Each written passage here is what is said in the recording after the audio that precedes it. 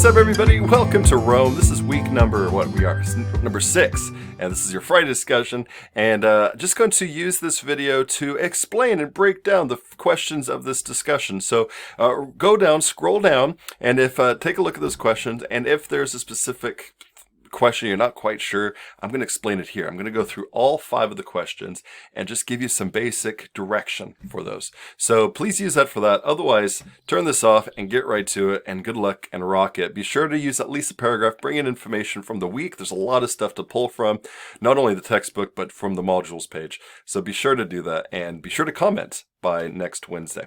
So we're going to get through it. So for the questions, there are 5 of them. The first question is all about characteristics of Rome, and also you're professionals of the ancient world. So going back from the last few weeks, what are some of the characteristics of empire building? How does Rome compare and is actually similar to other societies, other empires that you've looked at? Really, Greece is the easy one. Persia, you could really kind of see some stuff too. But so what are some examples within the Roman Empire? Only 3 that are characteristics in Rome that you've seen elsewhere. So what I'd really challenge you is to go back to Mesopotamia, look at China, and look at Rome and think that is something that you see in other places. You know, whether it's religion, whether it's the way they interact with world systems of exchange, whether it's how the environment interacts. Use specifics, but give 3 examples. All right. The other part of that, very important, is what makes it unique. So I don't list 3, because if you have one really good one, that's awesome. If you could maybe put down 2 or 3, but give a good amount to show really what makes Rome unique. All of us have heard about Rome, right? Rome is, if any of these ancient empires, is probably the most studied. When I was an undergrad, I took a whole class on just the ancient Rome, and fantastic class. And there's many series about it. But what's up with that? Why is Rome so interesting? What makes it unique? So whatever works for you, whether it's 1 example or 3, but get into some depth with some examples from the reading or from this week. What makes Rome unique? So that's what I would love to hear from you. And that's going to be a good thing for you to comment on. Look at that when you comment on other people's, because that's going to be a really interesting question, I think. All right. So number 2 is we are going to look into the textbook. I did say, and you don't have to really read the whole chapter, although this is a fantastic chapter. There is quite a bit this week. So feel free to skim the chapter. However, on page 196, focus in on that section there, because it's a great interaction of what Christianity means to Paul and Pliny. So Paul, you might know Paul from writing quite a bit of the New Testament, and Pliny is very much a Roman character, right? He's definitely the epitome of the Roman worldview, very polytheistic, has many religious backgrounds, right? And he's a very philosopher, has his own ideas about religion, and has his views of Christianity. So that interaction, use examples of what's going on there for number 2. All right. Number 3 is I talked in the first section of this week about empires, and I taught about core and periphery, and how Rome being the core, the periphery is the areas further away. And it's a really important thing. And you could think of how that plays out in earlier empires as well. Really, when we looked at Greece and Persia, Greece was a periphery of the Persian Empire. And then it became its own core empire, and they had a periphery. And in fact, if you want to talk about it, ancient Greece, Rome was on the periphery. The Etruscans, which is the beginning of the Roman Empire, they were on the periphery of the Greek world. Now we're looking at Rome, and Rome is its own center, right? If you look on the Mediterranean map, Rome is the center. The Mediterranean is its core. In fact, where I'm at in England was part of its periphery as well. So the Mediterranean is its periphery. The further out you get, even England was part of the periphery of the Roman Empire. There was a legion that founded the city I'm in here in Exeter, which shows the very outskirts of the Roman Empire. But That is an important concept, the core periphery. So in number 3, we're looking at core and periphery. And in Christianity is on the periphery, right? Christianity is happening in the Middle East. That's where Jesus is. That's where Paul does a lot of his speaking along the Middle East, and then it goes into Greece. He does go to Rome, but he goes to some of the islands there.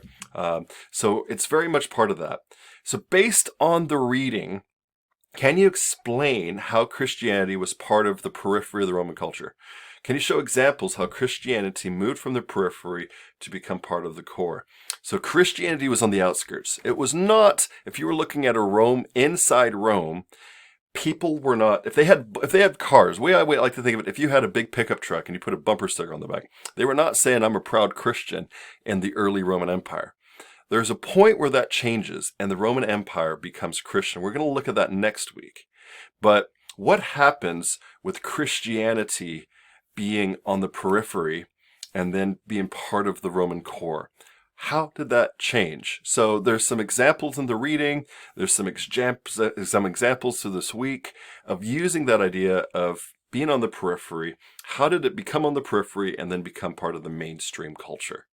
So remember, there's no really huge wrong or right way to answer this, but bring in examples, and that's going to help get it. So just and read this from other people to see how they're answering it, and maybe you could change it if there's something that you like that someone else said. Be sure to credit them. Say, I really like what they said. I'm going to put that into my answer. Whatever, but this is a tough one, but it's something to really draw out that information of why was Christianity on the periphery of Rome and then became the center. All right, so that's number 3. Number 4 is based on the material this week. So going really into the modules, how can you explain how Rome ended? There's a huge debate in world history, and history in general, of did the Roman Empire actually fall? Did it end? Or did it continue on into the 1700s? So you have what's called later in world history, you have what's called the Holy Roman Empire, basically Germany, and that tends to be thought of Rome continued on. But what do you think? Based on this reading this week, and from this week of material in the modules page, do you see a point where you really see Rome's done? That's it. Put the nail in the coffin, it's done. Or did it really continue on and last forever? Did it continue? Or you're going to see next week, we're going to look at the Byzantine Empire. We're going to look at Western Christendom, Latin Christendom, and they sort of take up the mantle of Rome. But is that the same thing? And so this is where I want your ideas, your thought. If you're thinking of the narrative, does the book end at a certain point with the Roman Empire? Or does it continue on? Is there chapters that continue? Okay, so that's again your ideas, your thoughts, but you're going to bring in material from this week to bolster and to support your ideas. All right, so that's kind of fun.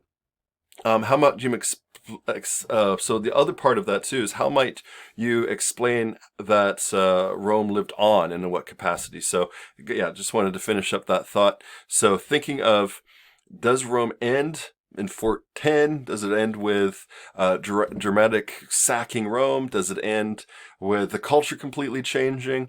Edward Gibbon in 1776 wrote a book called The Rise and Fall of the Roman Empire, and he sort of says, well, once the values completely erupted, it's no longer Rome, and it collapsed from there. So what do you think? And that's just going back to that question of what lived on and what ended. All right, so that's for 4. Now, the last one, number 5, and again, no right or wrong answers. This is just bringing it to the 21st century, bringing it to today, and our eyes looking back.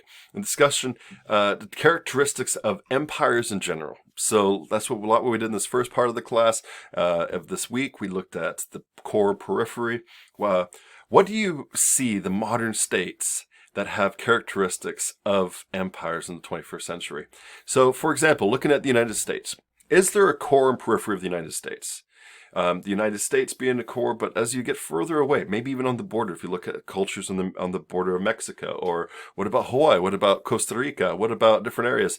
Does the United States have empire characteristics?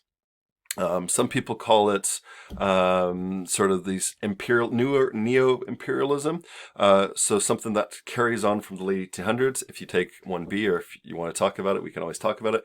But what characteristics, now that you're pros in the ancient world and empire building, what characteristics in modern states today do you see these characteristics? Yeah. What about religion? What about interaction, world systems of exchange playing out again? What about the role of the environment? How can we learn from the ancient empires, specifically Rome, to help understand the culture and the influence that empires, that states have today? States with the big S. So states as in the modern state, the nation. Not in little s, which is like California. Big S, like United States, England, Canada, Germany, Russia, whatever you want to talk about. What can we learn from the ancient Rome and to understand our own age and culture, and how those examples show us how modern states are today? So I'll give you another example, because this one could be tough, but again, no right or wrong answer. It's really kind of going with the flow of what you're thinking and what you've learned, and how kind of getting the information of what you learned this week and bringing it to the 21st century. So a lot of people talk about globalization, right? And the Mediterranean for the Romans was known as Mare Nostrum, which means our sea. And for them, that sphere of influence was their sea. They believed they controlled it. They believed they owned it politically, culturally. Everyone spoke it. So the lingua franca of the time was Latin. So the language connected people together. What about now with the internet? Is there a lingua franca? Is there a language that people are speaking? Look at how Facebook is in the world. What sort of binds people together the way the Mare Nostrum, the Mediterranean, was bound together by Rome? That's something you might want to think about and marinate on. But however you want to answer this is completely up to you. But just bring in examples. All right? So with any of the questions, just be sure to do that. I don't want to see one line. I want to see a good paragraph. I want to see your ideas. I want to see some examples. If you're using the textbook, bring in the page number. That's as enough for citation as you need. And if you're using material from my lectures or whatever, just say that I said it. That's cool. That's all you need to say. And have fun with this one. Now, part 2 is so important with this one because it's going to help expand your ideas. You can always go back and add to your post and just say, you know what, after reading so-and-so's post, I just need to add this because I really liked what they said and I want to add that to my thing. Be happy to do that. Or if you disagree, say, you know what, I read I don't agree with them. I just need to add that to mine, that I don't agree with this perspective. You don't have to put their name, but you can say, I don't agree with this, and this is what I believe. That brings the argument, makes it really, really cool. So have fun with that, and you're going to be rocking this discussion. Be sure to bounce questions off, and have a wonderful week.